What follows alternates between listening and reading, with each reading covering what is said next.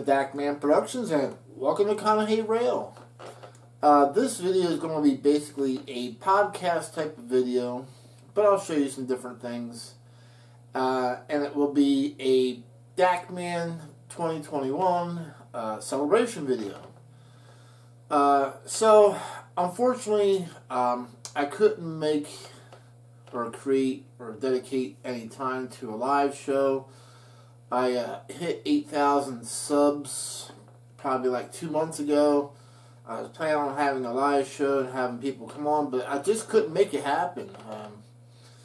I work in the world of the trucking industry, and that's a high demanding job because you got to keep the trucks moving. People want their product, so the trucks have to keep moving. So instead, I'm creating this video in place of a live show. So I made a couple posts in 2 different places asking for different questions. I did get a couple questions, and I will also go through some older questions I got in the past, some of the common ones about Dakman and myself and Conahey Rail, and then we'll move on showing some different things about Conahey Rail. Before we get too far, I would like to thank the viewers and subscribers who support the Dakman Productions channel on YouTube. You guys have been really awesome. I got to meet some viewers and subscribers at train shows and hobby shops, and seeing all the great comments, and it's just been so good finally getting to meet people in person, you know, with the showstopper, show shut down, you know, back in 2020. It was not really a bad thing in a way because, you know, I got to concentrate on Conahey Rail, and I got a lot done, showing that off. Got to do some great live shows. Got to meet or see a lot of other O-Gauge YouTube channels and what they're doing. So yeah, I don't just do my own thing and turn the lights off. I like to see what other channels are doing. So here's where I'm going to give the viewers a shout out to the channels that I have subscribed to and I like to watch. So here's the list of channels that I have subscribed to, and I'm giving a shout out. Indiana 42, Mr. Pictovid, or Pictovid, however you want to say it, he'll take it either way. He does mainly Garden Railway videos. Nick's Crossing, I met him at Human City Junctions or Heath's get together at Northlands, and he does a great Monday Run Day live show. I rather enjoy watching that. Train World TV, everybody knows who they are. Ray Bobel, he's HO. The Train Freak, he's also HO. And I like the Train Freak's channel because he does a lot of he talks about a lot about operations and stuff like that. And that's stuff that I'm really interested in, is operations, switchbacks, and stuff like that, waybills. And he talks all about that stuff, and it's very interesting if that's your thing. Henning's Trains, they have the Train Shop Weekly videos right directly from the store. And if you watched my last couple videos, they had the Train Shop Weekly crew members in them. GFW Trains, they do a wonderful live show on Fridays. I try to watch it when I can. RJ's Trains, Country Bunkers Trains with Zach. I think I ran across his YouTube channel like during the showstopper, and I really liked what he was doing and how he was creating his videos. It's like he was welcoming you into his home. It's like you're a visitor, and he's like, okay, welcome into my home, and here's what we're doing. I mean, he does a great show, so check him out. D.A. Griffin Hobby, Matt's Trains and Tractors, believe it or not, here's a non-train related YouTube channel. If you like truck videos, I've also subscribed to Bonehead Truckers. Basically a channel that shows how truck drivers screw up every week. I find it hilarious, but that's me, because I'm in the trucking industry. Human City Junction, I met Heath. He's a great guy. Been to a couple of the same shows he's had. I went to his get-together at Northlands. So he does some really good high-tech videos. So if you're looking into getting into live shows and streaming and cameras and stuff like that, check his channel out, because he's really high-tech when it comes to that stuff. Ravenhawk 6910, I got to meet Sterling when I went to down into Tennessee. Standard Gauge Railroader, Sid's Trains.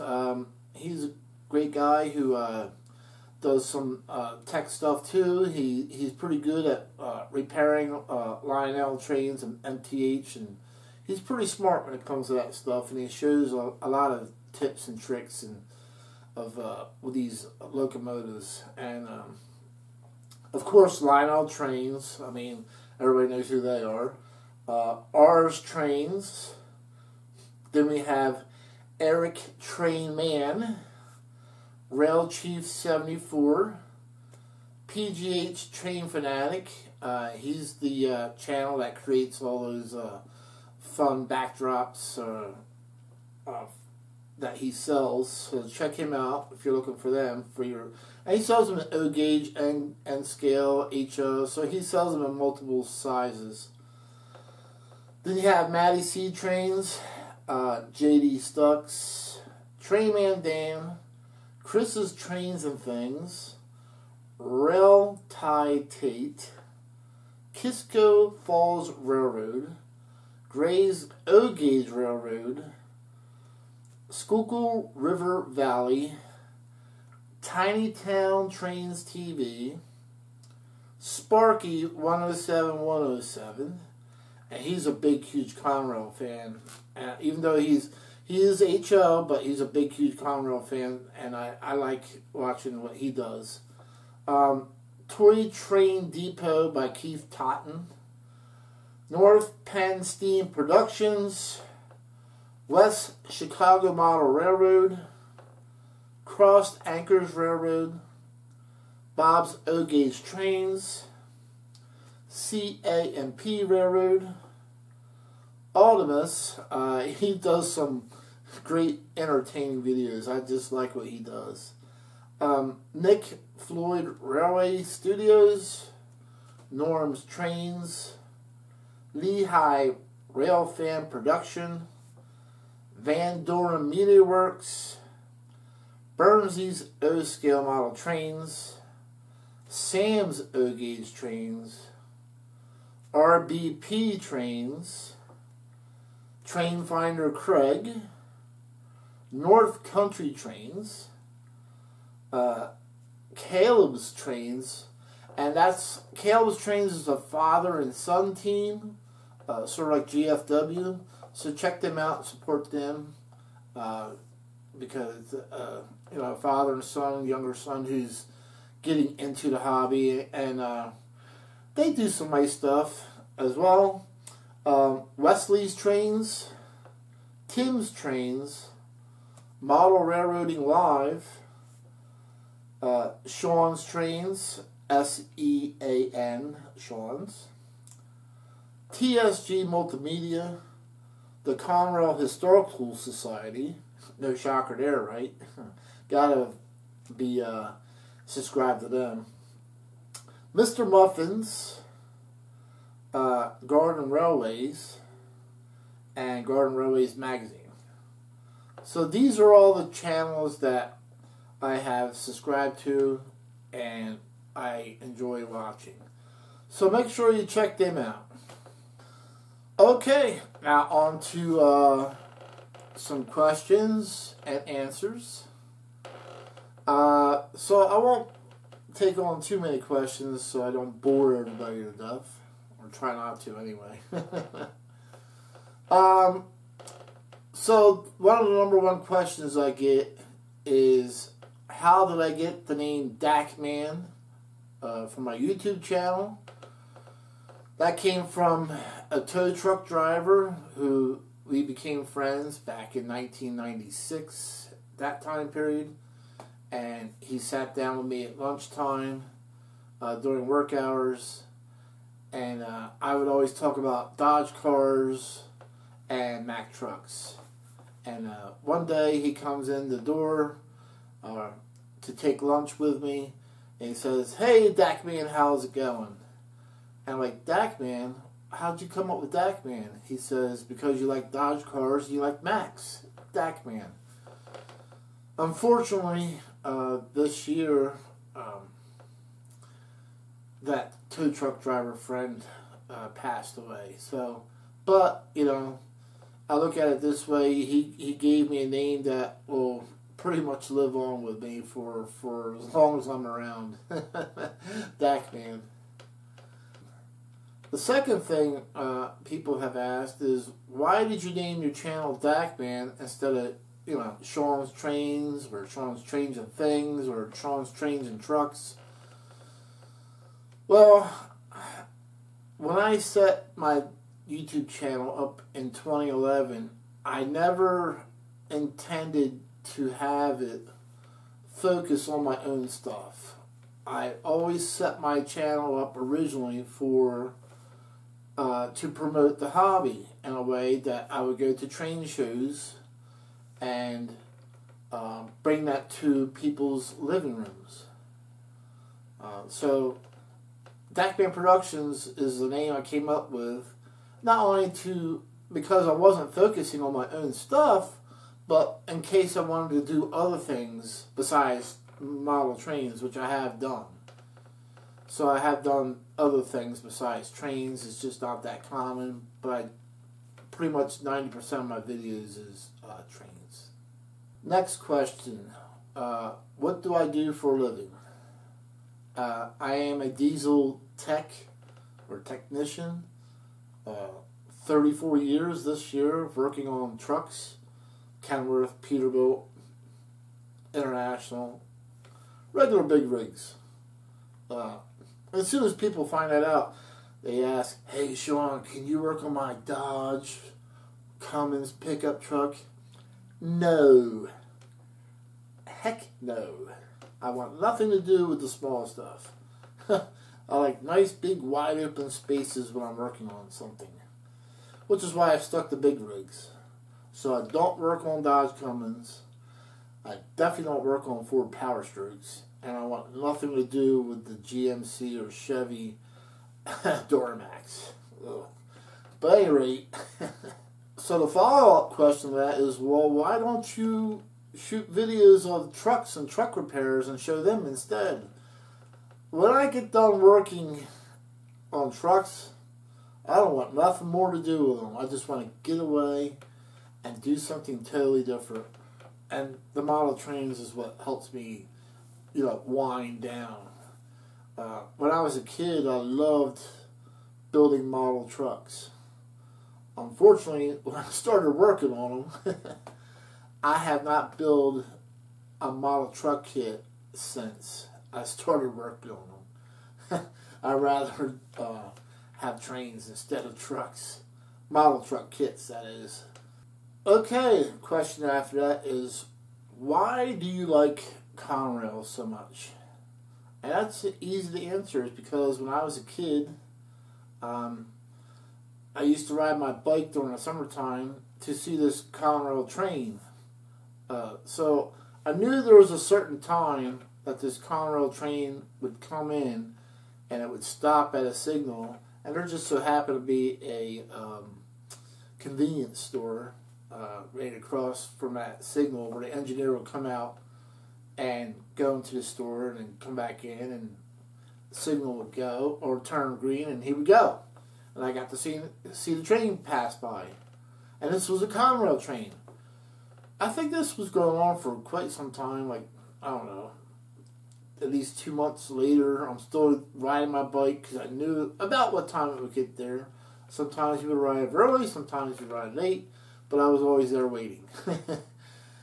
One day, he comes out of the store and he walks up to me and he goes, "Hey, how would you like to take a ride?"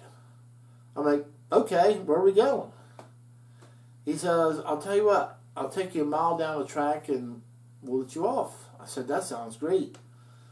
So he had the brakeman or conductor, whoever he was at the time, grab my bike. They put it on the locomotive, and I climbed inside and stood right next to him. Right, he sat in the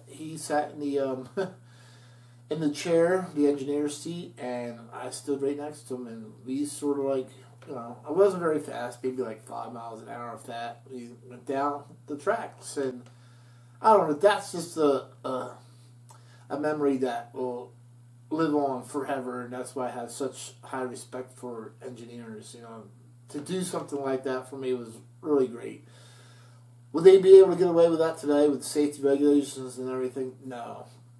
But, I'm glad that I had that opportunity then.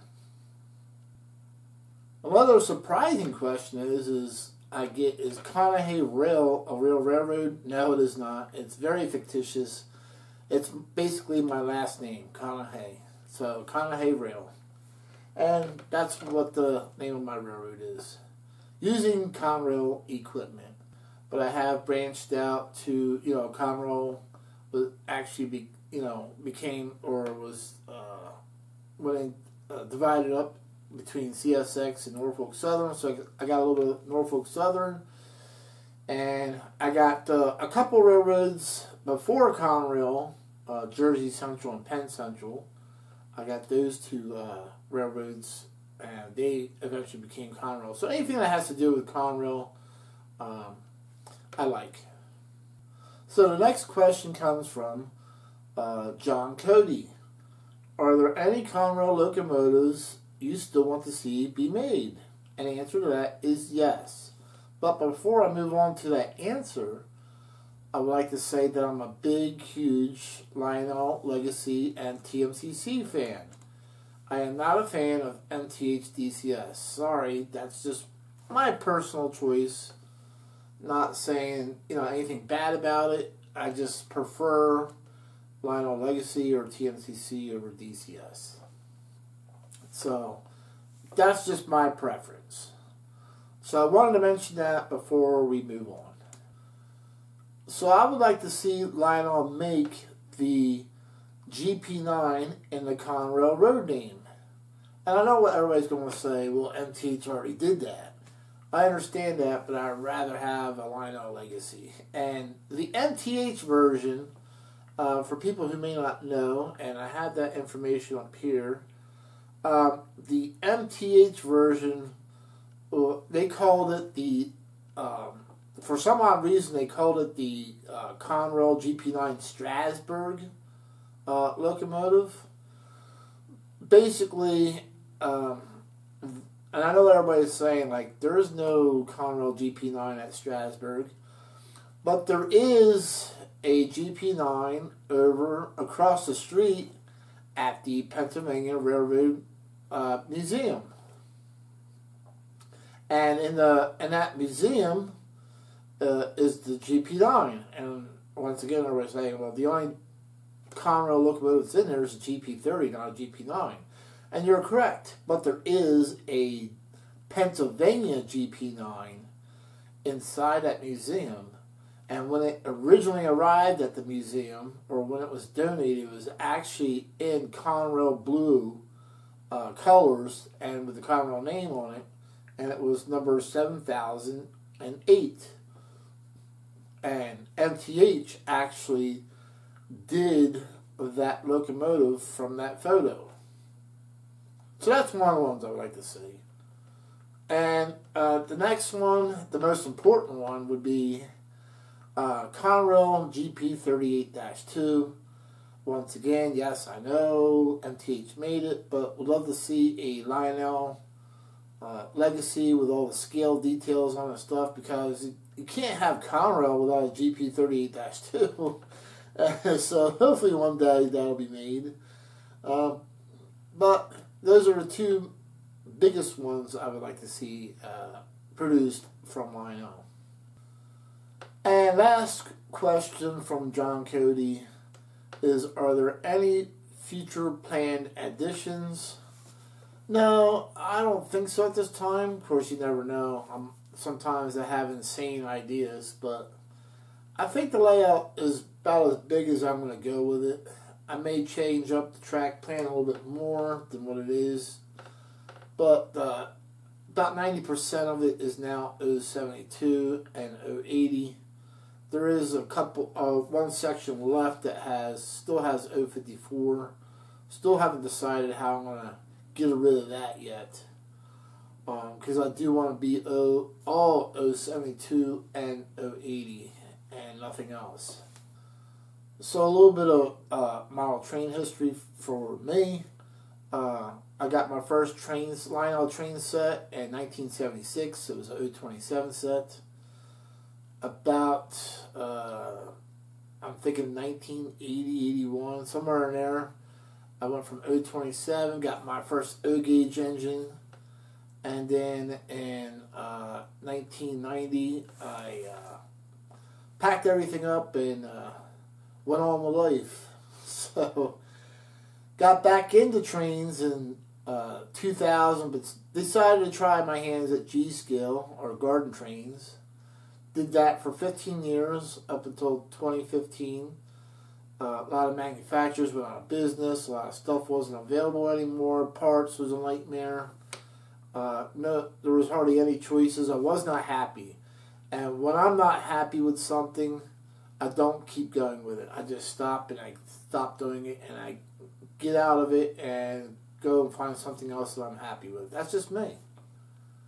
In 2015, construction of Conahey Rail started with a little 8x4 layout, L-shaped layout. I wanted to try it out first and make sure I was going to be happy, and once I did, I was hooked. So basically had a G-scale fire sale, and the sale funded the O-gauge project from there, which eventually became Conahey Rail. So how did I decide to become a high railer?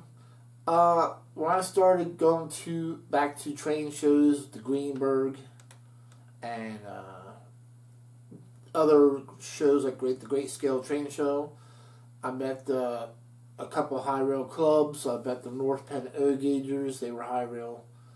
The independent high railers, the Raritan Valley high railers, the DC area high railers.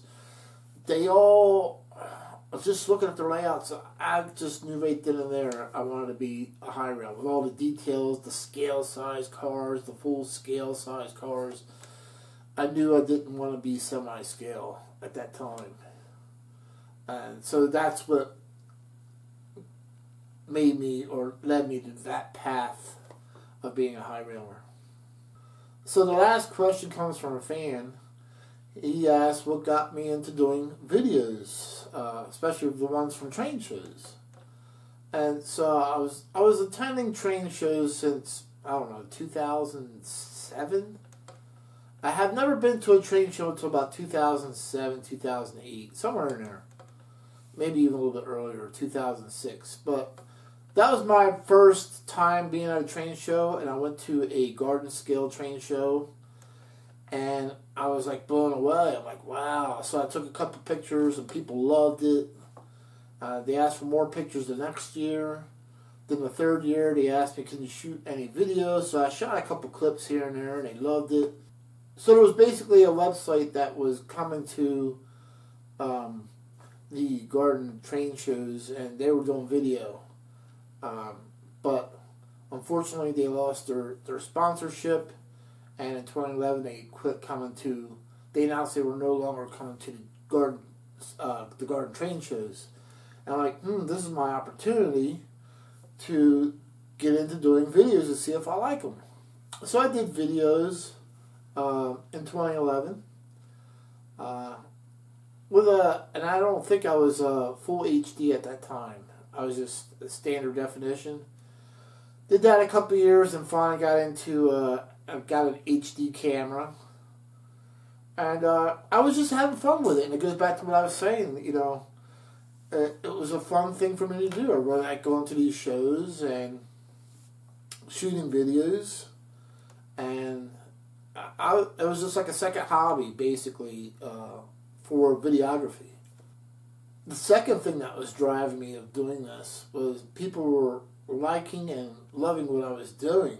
And then I found out that, you know, along the way, I was actually helping the hobby and helping people. Because I didn't realize, you know, you live in a world and you don't realize what's around you until, you know, your eyes are open. And then you realize there's people who can't attend these train shows. They're either too far away, they've never seen one, there's not one in their town, or they're handicapped or stricken in some way. They cannot go to a train show, so they get to see it, you know, on video instead. So it's like that's something that drives me, or has driven me all these years, to keep doing better and better, and more, to the best I can, bringing these train shows to people who can't go for one reason or another. And one last note, before we move on, is I went to the Greenberg train show back in November, and one of the vendors there, Just Trains, they know who I am, and they said, oh, the club was so happy that you did their video, and they showed us, and they were so happy and proud. And then they go on to say, yeah, you're famous. And I looked at them and I said, and here's my classic response to that. I'm like, I'm not famous. I'm just the guy who goes to these train shows and shoots video and then brings it to the people who cannot go or attend. And somebody who just promotes the hobby. That's all I am. And I have fun doing it. So, hopefully I still have more, you know, fun-filled years of doing that. So let's do an overall tour. I think the last one that I did was a year ago, my other celebration. So people don't generally get to see everything until I do a tour. So let's go. So welcome to Conahey Rail. This part is Conahey Rail High Rail. As I said, construction started in 2015. And I probably should be using a mic for this, but hopefully you guys can hear what I'm saying. But at any rate, so this was constructed in multiple phases, and we'll take a look at that, and we'll pan around. My layout is roughly 12 foot wide by, at its widest point, by 35 foot long. And basically, it's big enough for me. I don't want to get too crazy big, because then you got all that maintenance of track cleaning and all that stuff. So Conahey Rail is a dual mainline layout. The outside main line is all 080. The inside main line is 072, with still one section of 054 left into it. Conahey Rail was created using all Gargrave's track and switches. So I'm going to give you a full tour, just like what I did at the old train farm. So let's do an old train farm video tour style of Conahey Rail. Alright, so now we're going to head off into the basement. As you can see, Conahey Rail Visitor Center is now open to trains. Yes, I do invite guests over to run, and have had people run here. So we're going to go ahead and go down the steps here. And as we're coming down the steps, pretty much like with the old train farm, I got the signs on the way down. Over on this side, these are real railroad signs. that were given to me legally. I just want to say that. Please do not take signs from railroads unless they're given to you. But anyway, these signs were given to me legally.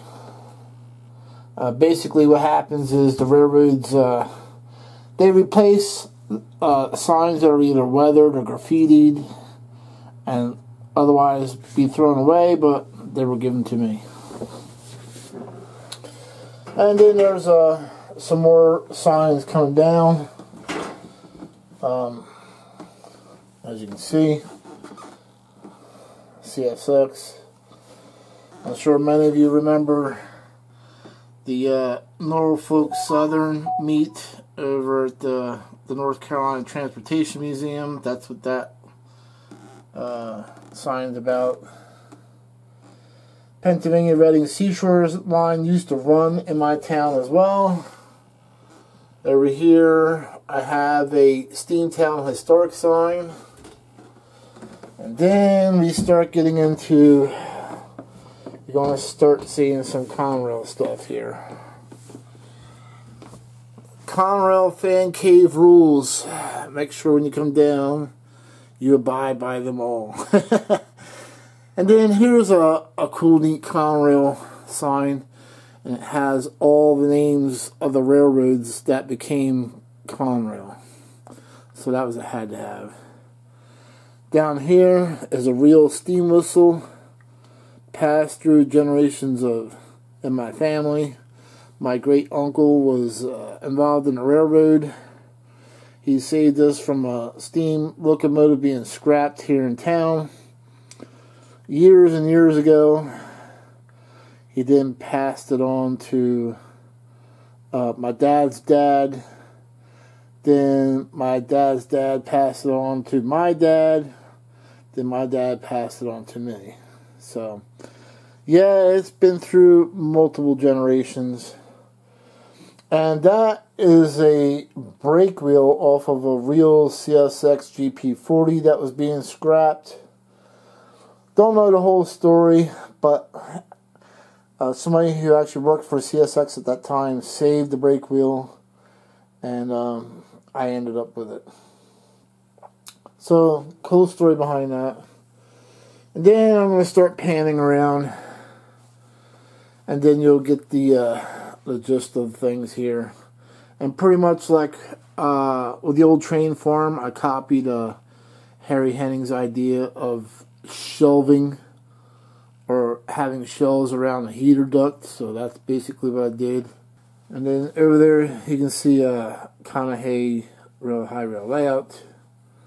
Yes, there's my furnace that got many complaints in my videos before I finally put up a wall with scenery so you don't see it for the most part. And then we have some Lionel shelves over there. Then we pan over to my Lionel MPC era layout. And I really wanted a Lionel MPC era layout because I wanted something to have to run my MPC trains on that I had as a kid. So we'll take a look at that as well. And then over here we have a sink to wash up after I get done working on the trains. And then my refrigerator to keep my Coca-Cola. And by the way, this video is not sponsored in any way, shape, or form by Coca-Cola. And then you'll notice that my shelves are not natural wood color. I actually decided to color code my shelves. So purple stands for MTH. So everything on here is all MTH. I don't have any yellow boxes. Sorry, I'm not an MTH Real King fan. I like full scale stuff. And then over here, you know, that was that clear path. I know there's a huge amount of glare on that. Let me see if I can throw some better light. But that was given to me by a fan at a train show. And then we'll pan around over here, now that we're in this corner. And then we have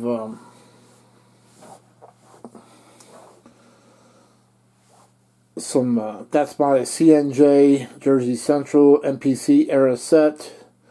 You can see Conahey Rail coke hoppers there. And interesting story about this. This was some kind of china cabinet that somebody was going to throw away out of their farmhouse. And so I ended up taking that. I like to recycle stuff too. So if it's free and I can use it for something, then I'm going to take it. And up here, and it's going to get dark in some areas. Sorry about that. And then we have some Lionel MPC up there. And then come back down. Once again, we got an MTH shelf because it's all purple. So everything there is all MTH. And I'm going to say about 99 or 98% of the trains on this layout are MPC. There might be a couple newer things, but I try to keep my MPC on this layout. So we'll take a look around. And what's unique about this layout here is I decided when I made my elevated upper loop, I decided to do it as a figure 8. So I don't know too many people that have an elevated figure 8, but you can see that I did just that. I think it's kind of cool to do something different that not too many other people do. Sometimes the idea works out, and sometimes it just doesn't. It's one of them good idea, bad ideas, I call it. But and I like, once again, reproducing or photocopying Lionel catalogs and just hang them up.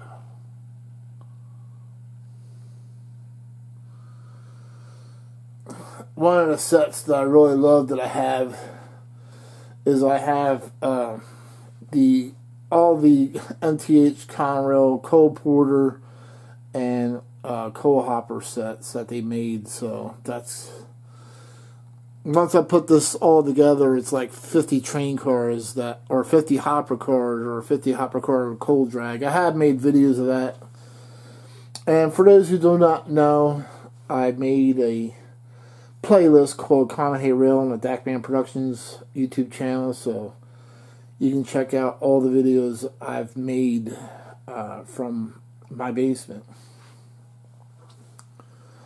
And so we got some more MPC era and newer stuff up there. And once again, panning around. More MPC, once again copying Harry Henning's design basically for going next to a heater duct. Now we're in front of Conahey Rail, normally where I sit when I do some of my podcasts. And I got the idea for doing color coding of shelves during the shutdowns. You know, it's one of the things where you're bored and you're tired of looking at just bare wood shelves. Instead of staining them, I decided, okay, I'll make it orange for Lionel, purple for MTH. You can see my power there for my MPC layout. Yes, I do have a Lionel sign on that shelf.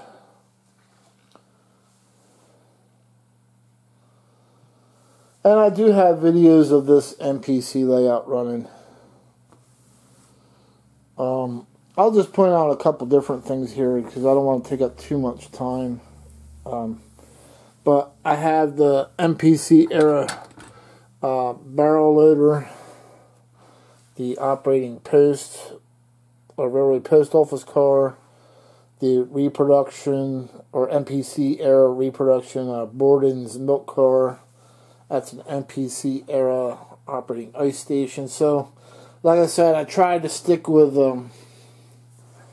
MPC era stuff because that's what I grew up with. I really didn't grow up with post-war, and I know one of the questions I got in the past I forgot to mention is, would I ever buy post-war trains? And the answer to that would be no, because I really didn't grow up with that.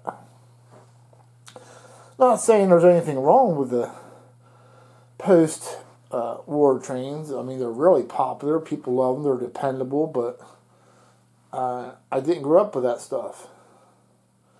And here's a Conrail, one of my Conrail shelves. I got that Enola diesel terminal as a present from a vendor at a train show, as well as that Conrail sign was a present. Down below, this right here, that Conrail came from Ravenhawk. This Conrail sign came from the Train Shop Weekly crew, Hennings. Harry Henning gave me that. So one of the things I wanted to incorporate on my layout is because I'm a big movie buff, or a car movie buff, was having signs on my layout and having movie scenes. Now, when I first created the movie scenes, there was people who just weren't recognizing it.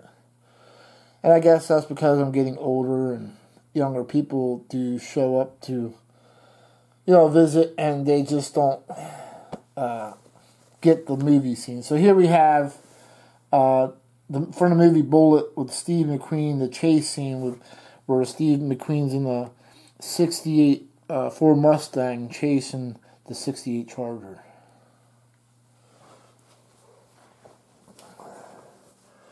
Then you have the Hollywood movie Gone in 60 Seconds, the remake, Eleanor star car from the movie, year 2000. And then we have Starsky and Hutch, 74 to 75, the Hollywood show series. There's the original Eleanor Gone in 60 Seconds car. Over there we have the Terminator police car from the original Terminator movie in 1984. Jeez, I feel old now. And then from the Dukes of Hazzard we have Daisy Duke's Jeep. And then from the movie Terminator again, Sarah Connor's Jeep right there, which was made in 1984. I like having signs that have railroad names that became Conrail as well. So I got signs and clocks and stuff like that.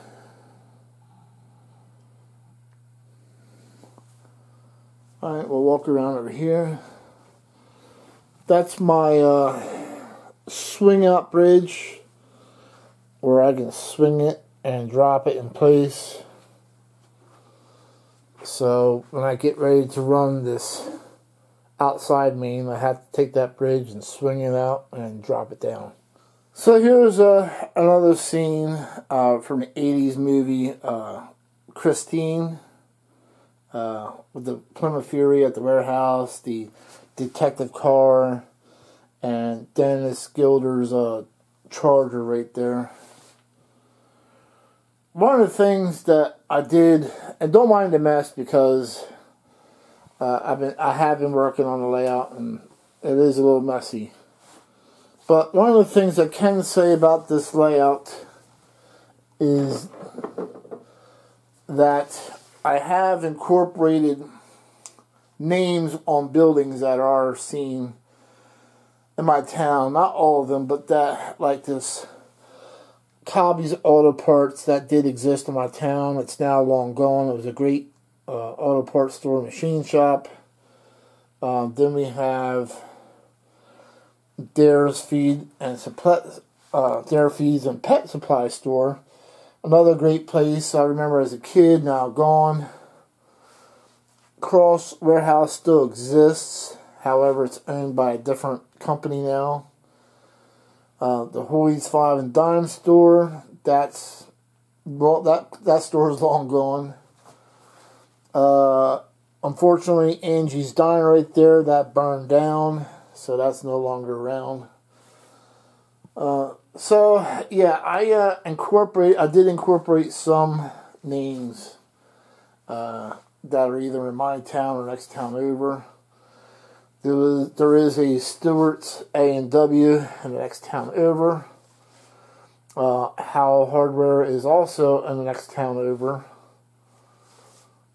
Eventually, what I would like to do, because I know people like to hear future plans, is install sounds in certain buildings.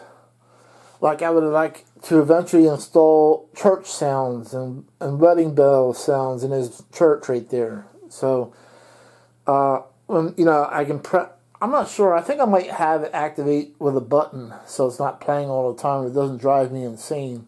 Because sometimes I like to run the trains with no sounds at all. If that makes any sense. Sometimes I like to have the sounds and sometimes I don't. And I've been eyeing up a couple other sound cards just to bring the layout more alive. They're kind of expensive, and I'm not the person who likes to spend money on scenery. I'd rather have more trains, and that's always been my problem. So I end up buying more trains and having no money left over for scenery. But I think that a lot of people's in that same boat. One other thing I would like to try my hands at is buying a light kit to put in a couple of my cars, especially like a police car. I think it'd be cool to do lights on police cars and fire trucks and stuff like that. I have seen other O-gauge clubs do that. And once again, I'm sure that's with the cost and the time of doing it. It's on my one-day list, meaning one day I'll do it. Just not sure when.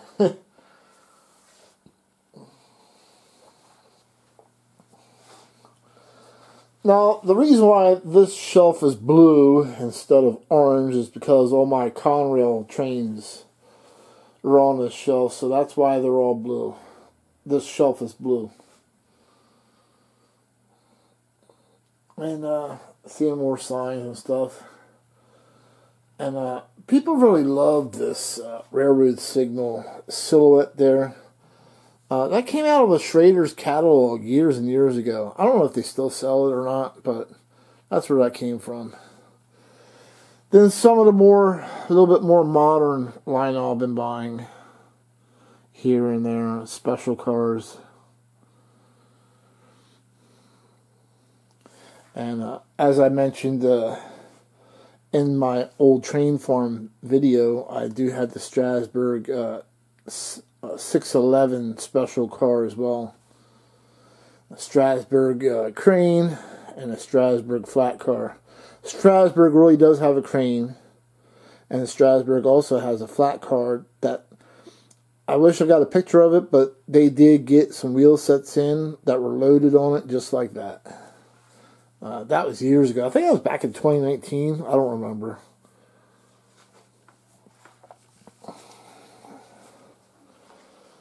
And then we have some shelving down here that the store locomotives on. And down here is a staging area. So if I want to change trains real quick, I'll just take them off of the layout rather than spending the time putting them back in the boxes, and I'll put them on the track down on the shelves, and then I'll deal with it later.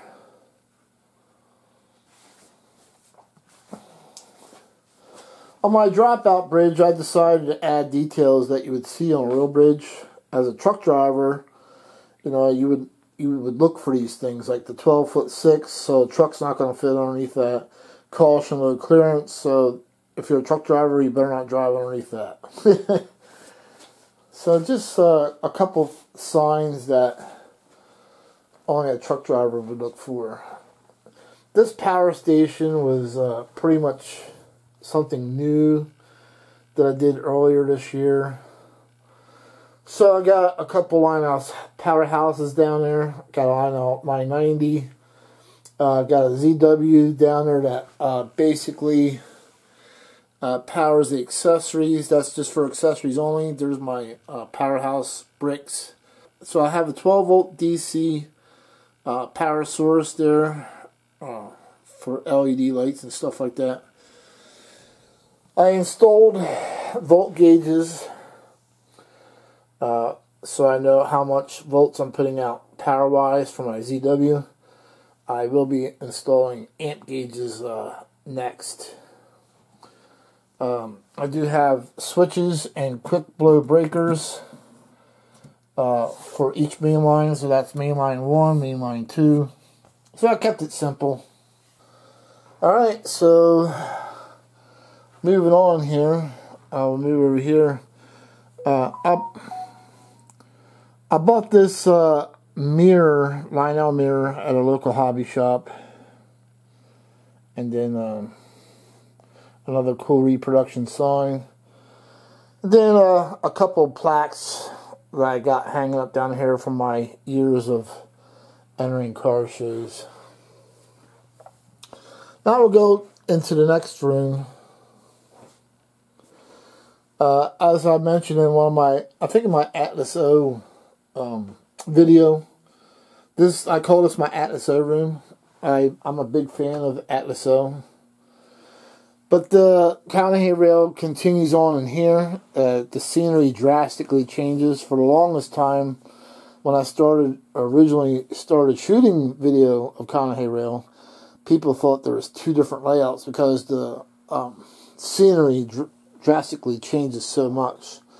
So basically, I always like to give people this shot right here, so they know, or that they can see that the railroad does continue through tunnel portals, which I'm still in the midst of creating one for the other side. So basically, we go from Conahey Rail goes from a suburban area of homes to a little bit of a town.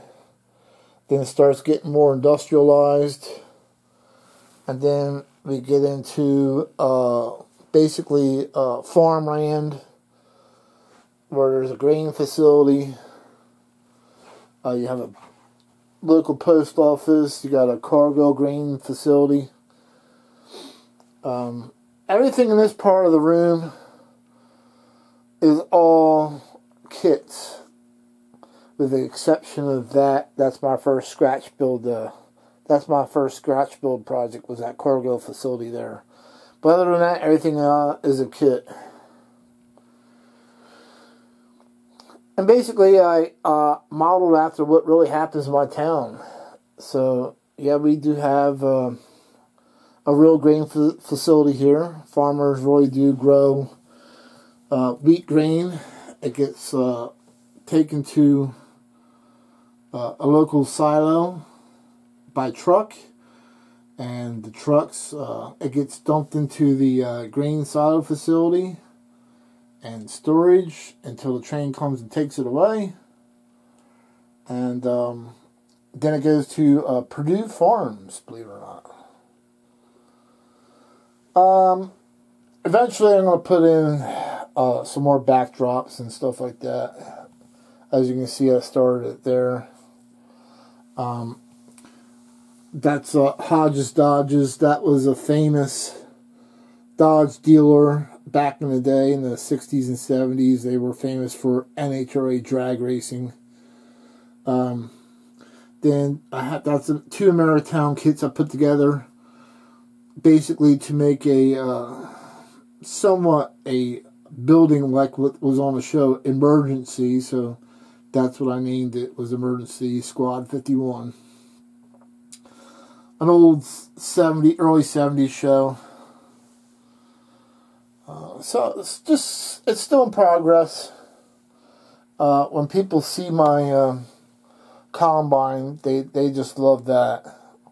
I've been working on this corn field for quite some time and not making any progress because, like I said, I buy more trains than I do scenery. But this combine was just something I found off of eBay, and it was just a perfect fit.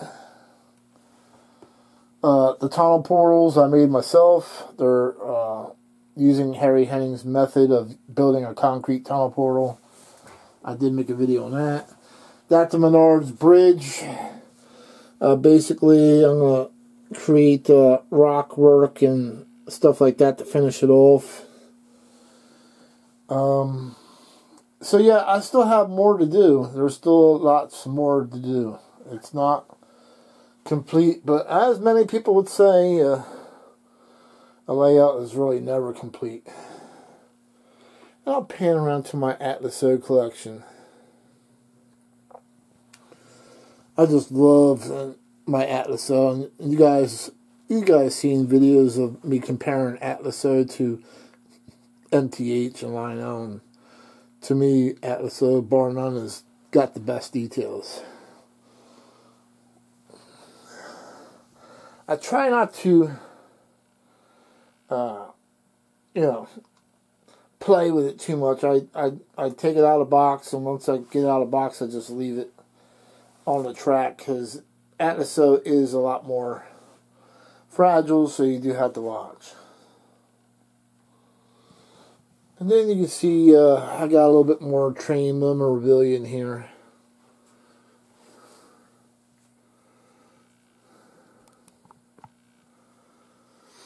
And then over here is just storage. Those are all my Lionel auto racks that I have. And yes, those boxes are all full, just of Lionel scale auto racks.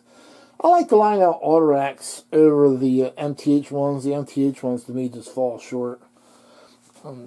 There's the Conahey Rail 1987 limited set that I always wanted.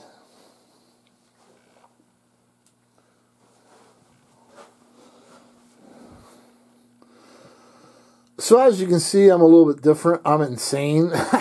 I keep my trains in their original boxes only because I am not going to dust trains.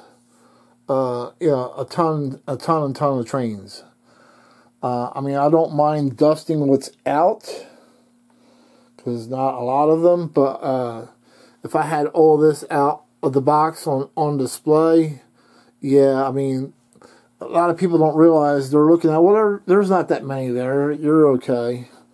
But you don't realize until you pull one that actually... So that's another insane problem I have. I can't just have one road number. So these are actually sitting 2 cars deep. So there's 2 there. There's 2 there. There's 2 there. So yeah. It gets...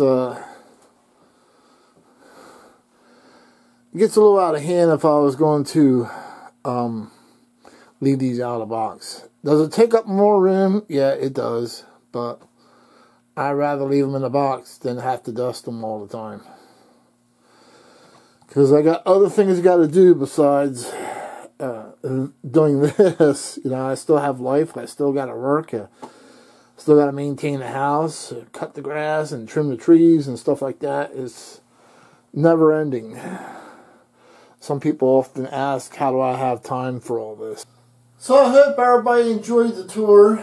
And once again, thank you for subscribing and liking the Dakman Productions channel and being a supporter. Am I perfect? No, not by any means. I do get things wrong sometimes, but I do the best I can. I do enjoy going out there and shooting videos. I do enjoy working on my own railroad, and I enjoy interacting with the viewers from YouTube. So yeah, it's been great on YouTube, and I actually had been having a lot of fun doing this over the years, and climbing my way to 9,000 subscribers. Also want to mention, probably I'm speculating by the end of January, the Dakman Productions YouTube channel will reach 4 million channel views.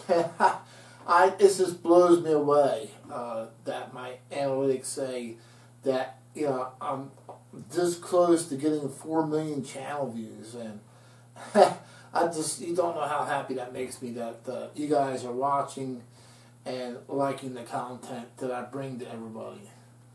And looking forward to another year on YouTube in 2022. I will continue on with updates and runs on Conahey Rail, as well as going to train shows, club events, open houses, hobby shops. You never know where you might find me. Hope to see you out there. If you see me, say hello, and we'll catch you guys later. Bye.